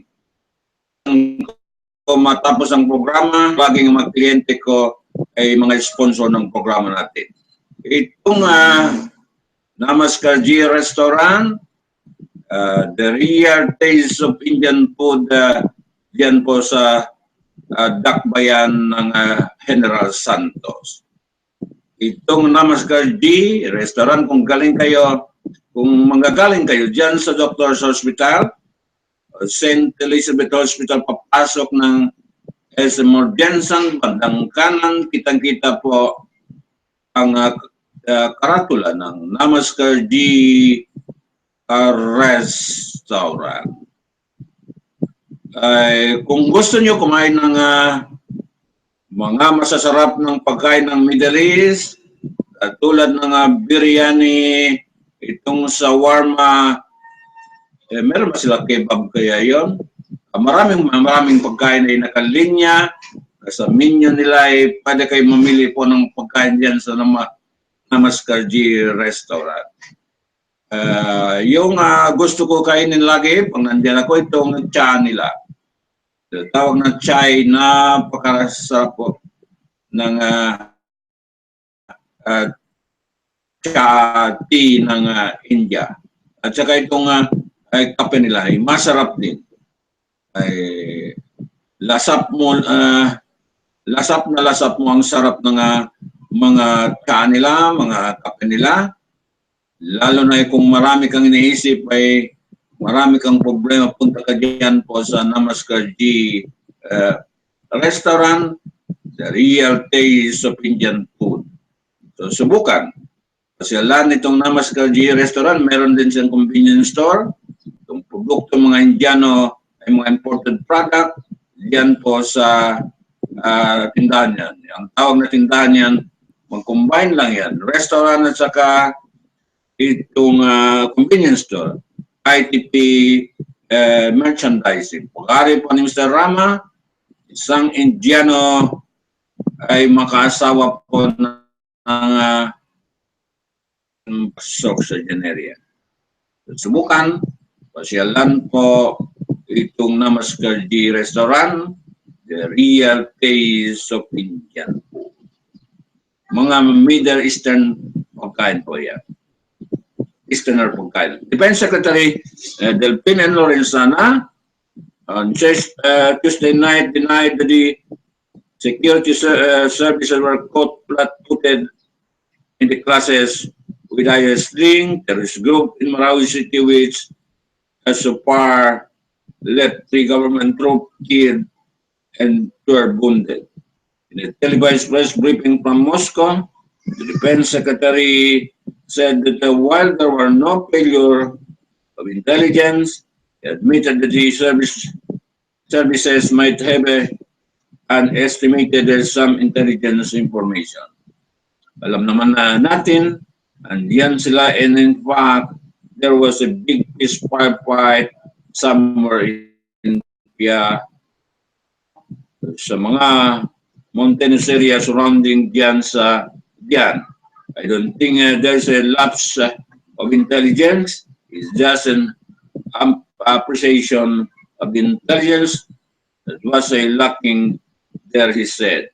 Baka akala nila kayang-kaya, but you know, there's intelligence there. It's just the appreciation of what that intelligence mean na medyo nagkamali sa. He added, the military said, the fighting started, the combined government forces on Thursday afternoon raided a house where Abu Sayyaf leader Isnilon Hapilon was believed to be hiding. Hapilon, who was previously based in Basilan, Thailand province a few months ago, to establish a province or wilayat for the Islamic State in Lanao Sur. He is also reportedly the overall leader of IS in the Southeast Asia, although this is a reputation based on a very little evidence. Ayan po. The military has previously reported that Hapilon was badly wounded in the ones of its airstrike a few months back. We bombed them in Butig. Snilon was there this year and they were scattered. But it's coming out now from the military that they have a lot of a sympathizer in Marawi City. So they were able to infiltrate Marawi without knowledge of the military, Lorenzana said. If they did not see Snilon, siguro they will not be able to have this incident because Snilon was there. He was seeking a medical attention when he was approached in his hideout. To arrest him, they started firing out at our soldier. That's why we have this encounter, he added. Encounter a virtual siege, prompting President Rodrigo Duterte, while on his visit to Russia, to declare martial law for 60 days in the entirety of Mindanao, is also cutting his visit short and is now scheduled to arrive in Manila at 5 p.m. on Wednesday. The Maute Group is one of the less than a dozen new armed Muslim group that have pledged allegiance to the Islamic State group and have formed a loose alliance in the southern Philippines in recent years. Same people in Davao City, the president's hometown, last September, as well as a number of attack on government forces in Lanao. It has, however, faced setback from a series of military offensive. In a field troop, backed by air strike, killed dozens of Maute militant, and captured their younger company Lano do Sur, Gapotam, with a report from AP. Related, okay, nawala na.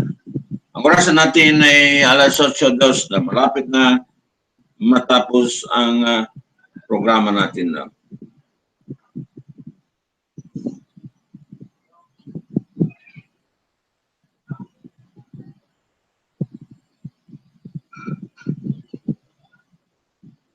Maraming balita talaga. Grabe. Itong balita, Armed Forces of the Philippines, 100 people rescued from motel-led building in Marawi. A total of 120 civilians were rescued on Wednesday by the government troops from Mauti group in Marawi City, the military said. Some 78 civilians held captive in the Amay Pakpak hospital were freed after the military cleared it at around 3 p.m. The Western Mindanao Command said in a statement, of the 78 civilian, 8 were patient, 9 21 were part of the hospital staff. A multi-bandit group came to the hospital Tuesday afternoon for medical help for the 2 wounded members the military sent. Bandits shot dead a security guard and a policeman before entering the hospital premises. Meanwhile, Dansalan College was also declared cleared of the mounted threat as over Wednesday afternoon. The military rescued 42 teachers trapped in the school, which was torched by the bandit on Tuesday night. The 13 mounted group members has been killed in the classes in Marawi City, according to Colonel Edgardo Arevalo, chief of the Armed Forces of the Philippine Public Affairs Office. Meanwhile, 5 government troops were killed and 31 were wounded in the classes in the city. We'd like to pay tribute to our soldier who perished and made the ultimate sacrifice for delivering the duty to the nation, said Lieutenant General Carlito Galvez Jr., commander of the Western Mindanao Command. I am saddened by this loss, but their story will forever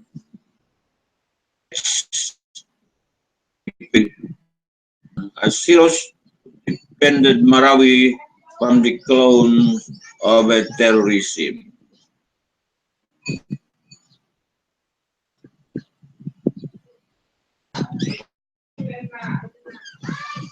Kami pagsisa. Sige, ingat. This part of Mindanao will normal. Days after the declaration of martial law in Mindanao, economic activities in most part of the island remain normal. Business leader in a phone interview amid the Marawi siege, which started May 23, perpetrated by the local terrorist group, closely monitoring the development of the situation. It's a business as usual, and most part of Mindanao expect Marawi at the moment is minimal, but I think it will hasten the solution of some of our security and peace and order problem. The Central Law Chair of the Mindanao Business Council said, of Commerce and Industry, the DCCII President Ronaldo Go urged businessmen, both local and foreign, to continue its business transaction here. Initially, the Marawi incident may lead to short-term setback as investors may be aware of the implication of the state, but the community look upon as a short-term sacrifice that will ensure our long-term progress, Go said. He added that the Davao Chamber is confident the measure being taken by the government appropriately address the threat to the security of Mindanao. Mindanao Development Authority, Roman said movement of the people in goods should be expected to go through enhanced security check as a local authority through peace and order council, the heightened alert. Filipino banana growers and exporter association, executive director Stephen Antig said, if the peace and order situation improve, investors seem to be more aggressive in pursuing expansion plan. But it will worsen, then I believe they will consider other options to protect their investment. Antig said, no pulling out of investor. Antig underscored that so far they have not received any inquiries from a foreign buyer or investor regarding the situation. Davao City Investment Promotion Center, officer in charge, Lemer Ortonio, echoed that is saying that the city has not received any information from investor pulling out any potential investment or project.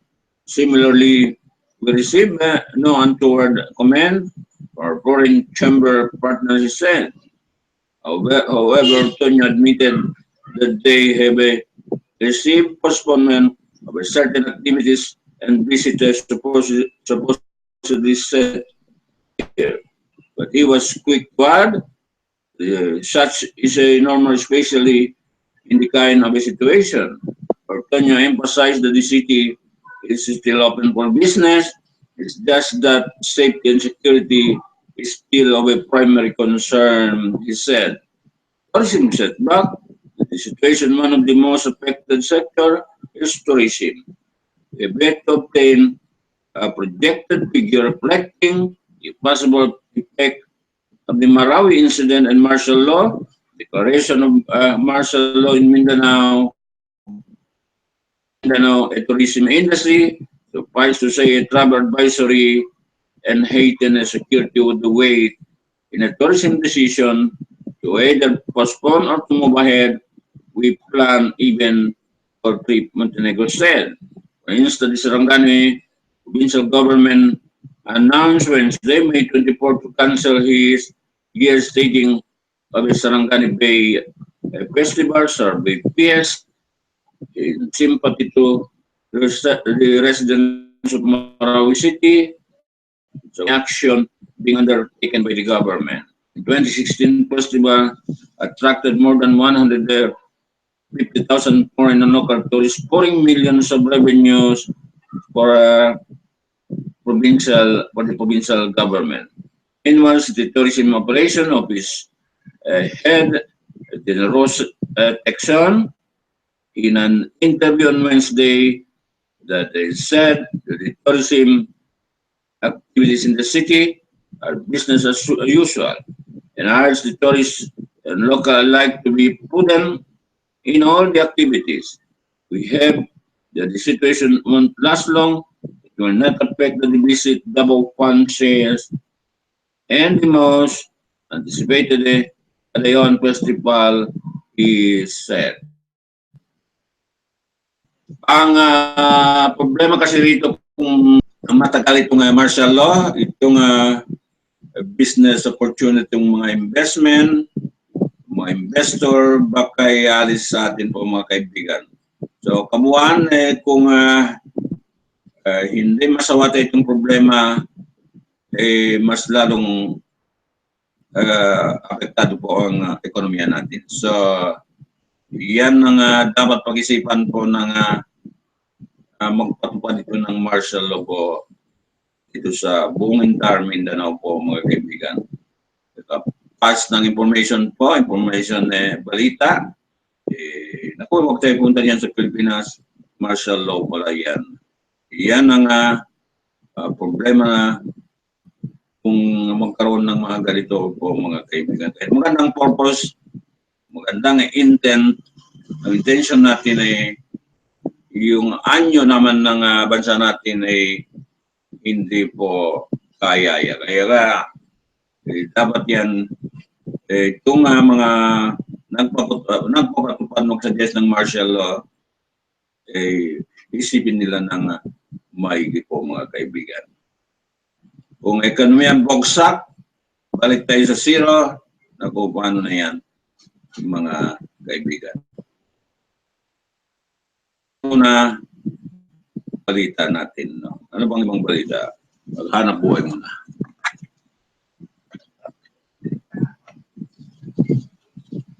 Dali kayo ang mga butang na makahatag o kadaot sa atong palibot, ilabi na sulod sa mga transmission structures. Magbaik pa, magmabinantayon, kay kining tanan alang usab sa atong kaayuhan. Kining pahinumdum hatod kaninyo sa NGCP, National Big Corporation of the Philippines. Uy, ano ka? Mga ka sa kabasakan. Magalupad ka og tabanon. O sige, at tatanong mo sa turis sa kuryente. May mga kat dito. Ops. Asa man mo mga to ha? Kabalo ba mo nga delikado magduwa doon sa turis sa kuryente? Nanong delikado manang. Ay, nako. Pag musangit ang inyong tabanog sa kuryente, makuryentehan unya mo. Mao po na pwedeng mahitabo ninyo o mukatkat mo anang turis sa kuryente. Lahat lupa di ay no? Mao jud, mao na ayaw mo pagduwa dito ha? Di man jud na ninyo. Oh, manang. Kining pahinumdum hatod kaninyo sa NGCP, National Big Corporation of the Philippines.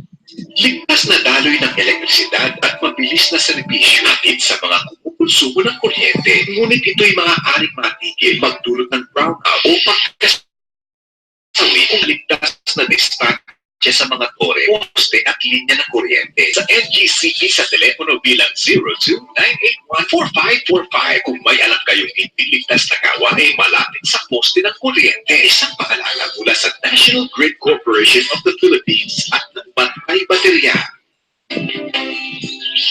Uy, pre, ayaw magsunod dito. Nga naman, pre, nagkanyo ang NGCP, nalikaya ng mga butang, na magkahatag og peligro, na makabuong na classifier, sunod sa mga transmission structures, ila pinagkaroon na summer, pre. Uga kaayo ang mga sagbot, nagalilang end up yung sa kalayo. Kamay naman tayo, pre. Kamay na lagi, pre. Pero, iya magsugod ang peligro. Nani, ito na pa ubang kini, sama sa papananong kahoy doon sa transmission structures, magtao ng mga antinas, o pagtukod ng kamalayan, o sa mga struktura na magkahatag ng peligro. Usa ni kayo ang mga butang na makahatag o kadaot sa atong palibot, ilabi na sulod sa mga transmission structures. Magbaik pa, magmabinantayon, kay kining tanan alang usab sa atong kaayuhan. Kining pahinumdum hatod kaninyo sa NGCP, National Big Corporation of the Philippines. Pre, yan naman, pre. Nagkanyo ang NGCP, nalikaya ng mga butang, na magkahatag ng peligro, na makabuk na classifier, sunod sa mga transmission structures. Kamay naman tayo, pre. Gamay na lagi, pre. Pero, iya magsugod ang peligro. Nani, ito na pa ubang kini, sama sa papananong kahoy doon sa transmission structures, magtao ng mga antinas, o magtukod ng kamalayan, tungkol sa mga struktura na magkahatag ng peligro. Usa ni kayo ang mga butang na makahatag o kadaot sa atong palibot, ilabi na sulod sa mga transmission structures. Magbaik pa, magmabinantayon, kining pahinumdum hatod kaninyo sa National Grid Corporation of the Philippines.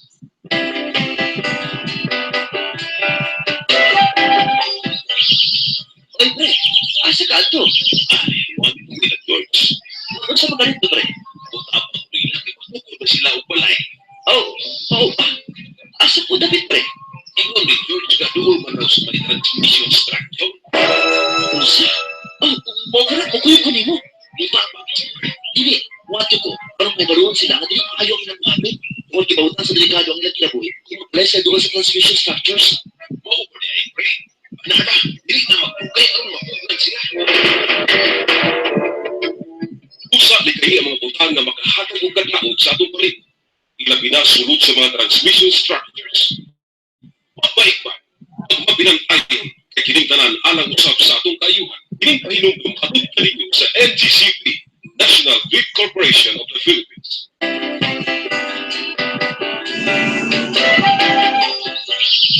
Oy, pre, asa ka ato? Ay, want to be the George. Mag-unsa mag-rito, pre. Butapag ko ilang ipagpukul ba sila o palay? Oh, asa po David, pre? Ingon ni George nga doon maglas may transmission structure. Unsa? Mo kuyo ko nimo. Dili, wato ko. Parang may baruan sila nga dili maayo ang nabuhaton. Tungod kibawtan sa delikado ang ilang kinabuhi. Kung mag-bless ka doon sa transmission structures, Mao pa ni ay pre. Nada, dili na magpugay ang mapunan sila. Usa ni kayo ang mga butana o sabong palit. Ilabi na sulod sa mga transmission structures. Pagbalik pa, pag mabinantayon, kining pahinungdong atong galinyo sa NGCP, National Grid Corporation of the Philippines.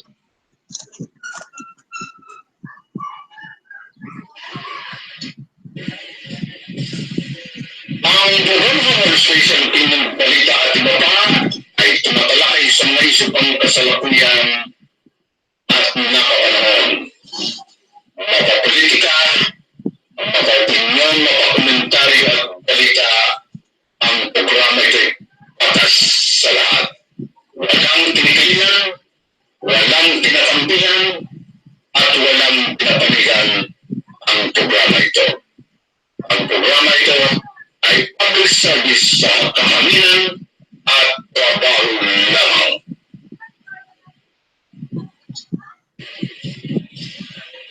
Ang Provincial Station ng Balita at iba pa ay tumatalakay sa mga isip ang kasalukuyan kapanahon. Mapapolitika, mapapinyon, mapakomentaryo at balita ang programa ito. Lahat. Walang kinikilingan, walang tinatampihan, at walang pinapanigan ang programa ito. Ang programa ito ay public service sa kahaminan at trabaho lamang.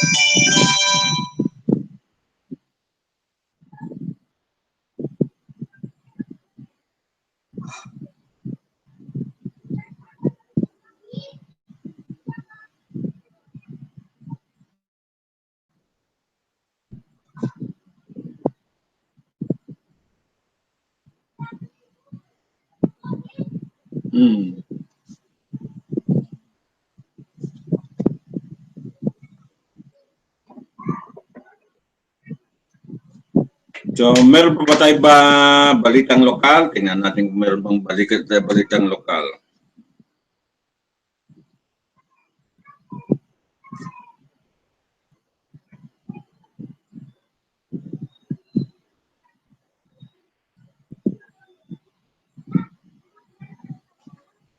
Itong balitang probinsya, 32 jail guards sa Iloilo ay sinibak.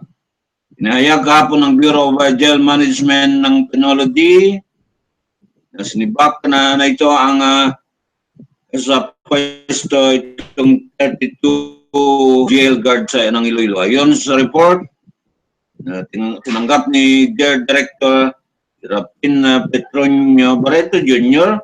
mula kay Dear Superintendent Gilbert Ireme, Assistant Regional Director ng BGMP Region 6, sinibak na ang 32 tauhan ng Iloilo District Jail sa Barangay Nangga sa Pututan, Iloilo. Sinabi ni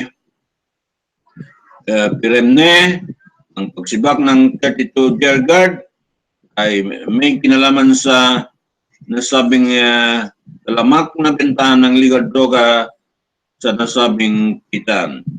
Bukod sa mga jail guard, rekomenda rin ng BGMP Region 6 sa Department of Interior and Local Government na pag-relieve sa jail warden si Jail Senior Inspector Abner Zamora. Ayun po.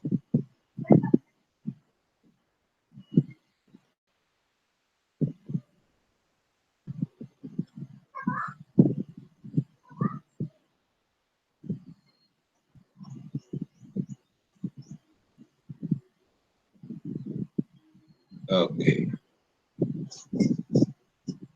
So, tingnan natin, wala tayong balitang OCD na. Wala nang balitang OCD. Ang meron ito ay balita lokal magmula sa Sarangani Province po mga kaibigan. So, basahin natin itong balitang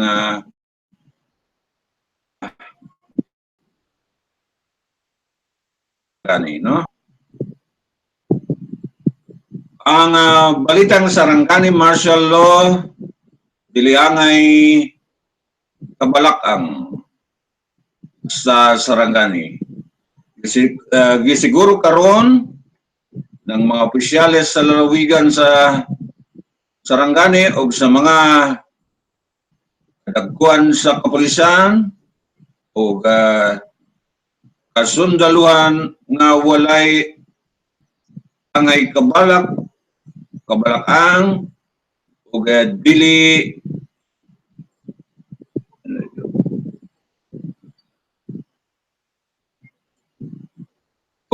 dapat ay angay mahadlok sa gideklara ni Pangulong Rodrigo Duterte nga martial law sa tibuok isla sa Mindanao.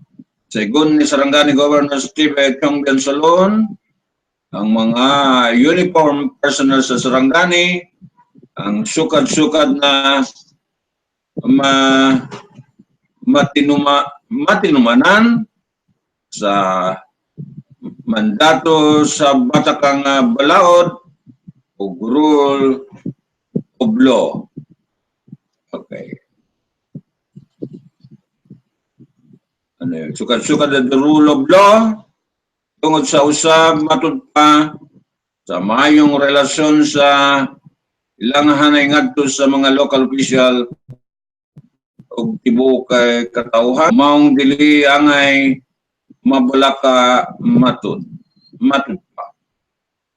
Okay. Sa unsa mga nga buso sa yud ang tanan matud sa gobernador nga dunay dugay na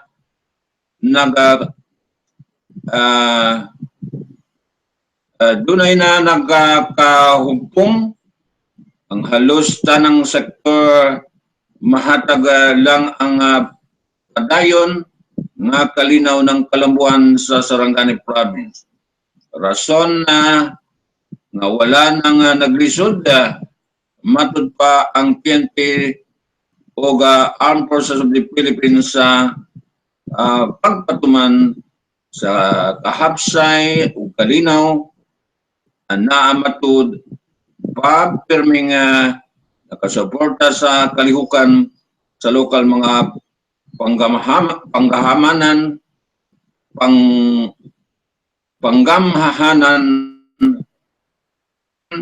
ang mga ustad si Ma'am Elders Madaris Teacher, isan pa ang MNLF, MILF, uga entero Muslim community nga kaigsunan lumad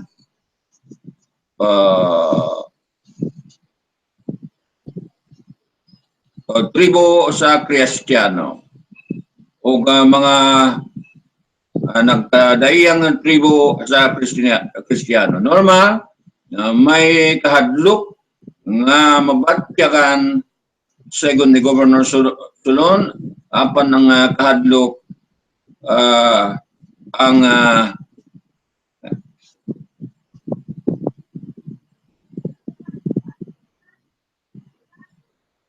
ang kini dapat vigilante karon binantayan aron dili makasulod ang mga dautang elemento community defense ang pinaka kaligon mga seguridad dili dapat matud pa makapugong ang kahadlok sa adlaw-adlaw nga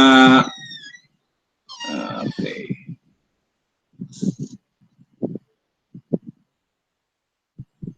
Peace and Development Program, pinaagi ng sulong kapayapaan, ay gani ang bago lang ni bisita na si Patricia Meliesa Ruibibar.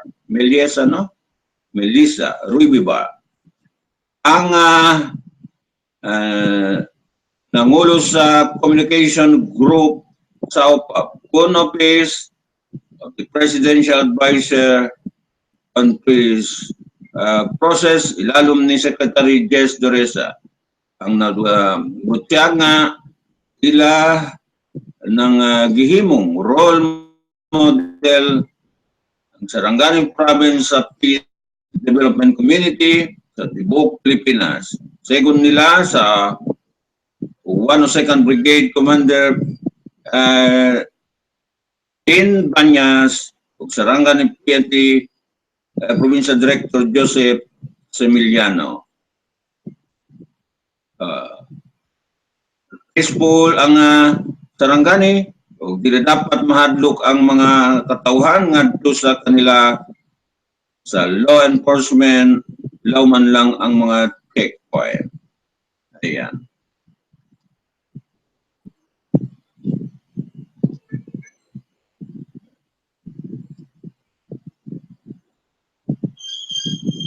Wala na. Wala na, no?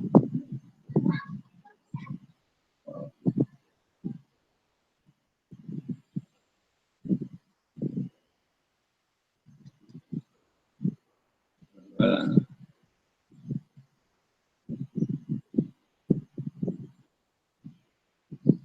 So, yan po ang balitang sa Sarangani Province po. So, salamat sa pamumuno ng official. Diyan po sa Sarangani sa pamamagitan ni Alan Balicura. Pati na rin 10 yung mga sa gilid niya ay sumusulat po diyan sa Sarangani Province. Pagkatid ng report, update, news update, magmula po sa Sarangani Capital. Okay, wala na tayong balita. Ang orasan natin ay alas 8 na 29. So, balitang hangin na lang. Tapos na ang oras natin. Tingnan natin ay kung ano pwede natin balita sa balitang hangin lokal.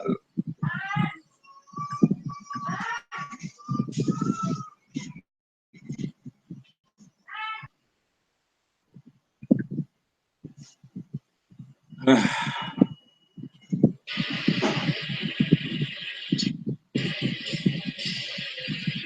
Provincial Special Opinion Balita at iba pa ay tumatalakay sa maisip ang kasalukuyan at nakapanahon.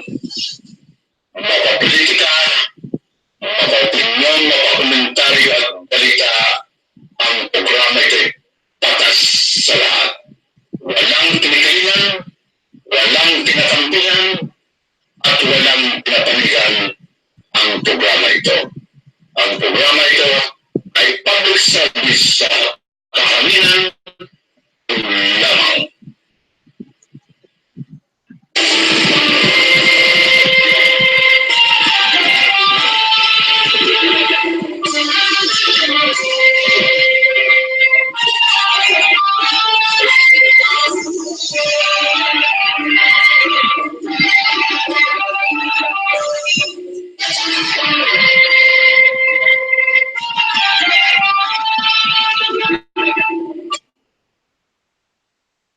Balitang hangin dito sa Zamboanga City.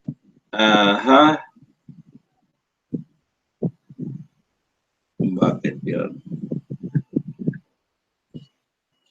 79 Fahrenheit, partly cloudy daw. Partly cloudy, tama, oh. Cloudy po ngayon din sa Zamboanga. Feel like 79 Fahrenheit, minimum 79, maximum of 89 Fahrenheit, no? Humidity 89%, precipitate 1.8 millimeter, pressure 29.85 inches, Visibility 10 kilometer. Ayan. Sige pa. Ang sunrise 8:34 a.m., sunset 6:03 p.m., precipitate 40%, dew point 75 Fahrenheit.